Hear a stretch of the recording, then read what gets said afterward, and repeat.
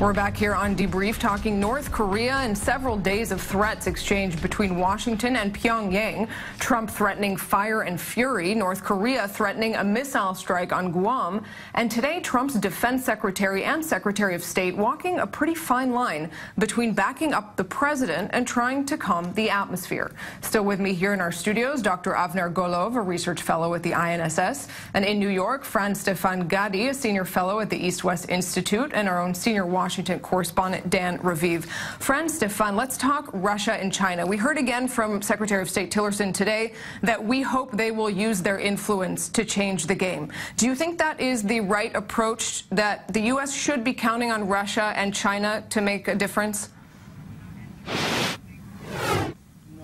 Well, the United States should not rely solely on China and Russia to solve this problem, but the United States needs to work with China and Russia, along with friends and regional allies, to find a diplomatic solution to this crisis, which I still think is possible. Particularly, the United States has to work with China to find some sort of security agreement over North Korea. But that should be perhaps be backed up by a new re-engagement policy by South Korea with North Korea. So I do think diplomacy should take the forefront here rather than any other option at this stage. Dan, we also heard from the Secretary of State today, though, that he doesn't think any kind of new diplomatic strategy is needed. Is the U.S. of the mind of diplomacy or of threats via Twitter?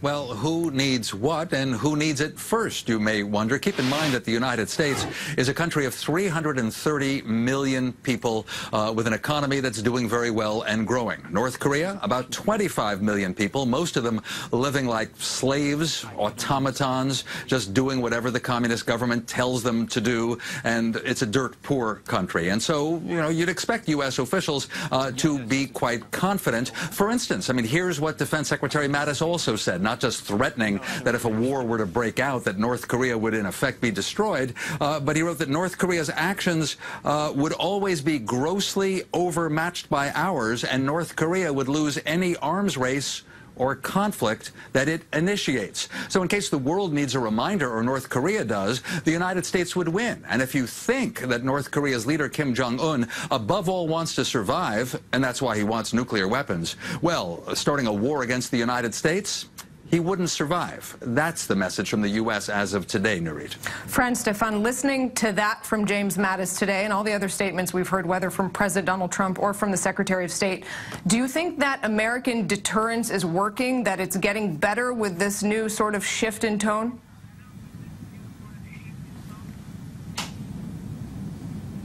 Yes, I do think that American deterrence is still working. American deterrence has always worked vis-a-vis North Korea to a certain degree. But at the same time, North Korea is interested in security first and foremost. So we also have to have a dialogue with North Korea on how best to achieve security for North Korea, that it doesn't feel threatened, because I think eventually we'll have to move beyond a security discussion when it comes to North Korea and try to incentivize the country with other means, by other means, in order to get them back to the negotiation table. Franz-Stefan Gadi in New York, thanks very much for weighing in right here. Dan, stay with us, but I want to put a question to you, Avner. What is the right approach when it comes to North Korea? Is it focusing only on North Korea, or is it also focusing on countries like Iran that are having meetings with the North Koreans just this week, presumably not only to talk about the weather? I think if we had the time, this is a good parallel channel. But right now, the window is shrinking because of what we heard from the intelligence community. So right now, we need to focus on North Korea and maybe try two channels at the same time. One is vis-a-vis, directly with North Korea, trying to, and this is the American credibility at stake. And this is part of what the administration is doing, trying to renew this credibility. But parallel to that, we also need to see America working with China. To do so, America, again, needs to change the image. Because the one thing that will move China forward against its ally, this is a risk that America will lead or generate instability in the Korean peninsula. This is the only thing that's important to China more than anything else. Right now, they don't feel like there is a threat, so they are, giving America the ring to battle with North Korea, and they're just watching it and enjoy it. But you think at a certain point China will, beyond approving those sanctions we saw last weekend, will step up and maybe live up to what President Trump has asked? Right now, I don't think we are going to see it. We need to see a different mindset, that everyone thinks that America is willing to go all the way. Now, this is deterrence. You need to be able to communicate to all the other actors in the game that you are willing to go all the way, but avoid of war. And this is a very delicate game that America is playing right now. This is nuclear deterrence, and right now we have a nuclear game between America and North Korea. We want to avoid it, but here we are.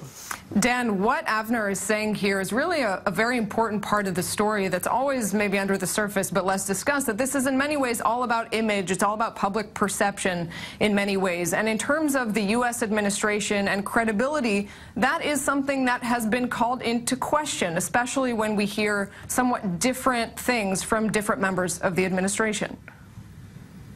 There are a few elements at play here, but certainly since Donald Trump became president in late January, both here in the United States and around the world, certainly in the press and newspapers and also in the halls of governments, there have been question marks all the time. What's official policy? Now, what the White House is guiding us to believe is that if President Trump says it, it's policy. And then all of his cabinet members and all of his advisors and aides have to fall into line and make it happen. He has said it's unacceptable that North Korea will get a nuclear weapon that it can deliver to the U.S. He has said it's unacceptable that Iran will get nuclear weapons, and Trump at least does not believe that the Iran nuclear deal will do that. So he might tear up the deal or decertify it in a few months. It's not all appearances. These are very weighty decisions. And Trump, well, he has a different style, it's true, but he is willing to make some major steps, Narit. And in terms of major steps, those sanctions passed over the weekend that are being called by many some of the most extreme taken so far, can we see that used as another venue again in the future, or is this it for now? Well, the United States was thrilled that the Russians and the Chinese voted with the U.S., that it was unanimous in the Security Council 15-0. It just depends on every issue. But, of course, the United States has to keep a really good image around the world, because if a lot of countries start to paint the U.S. as the warmonger, and that's almost what China's government was saying today about Trump's remarks, that would not help the U.S. and its standing in the world. Narit. Dan Raviv in Washington, thanks very much for that. As always, Dr. Avner Golov, thanks very much for weighing in. Thank you.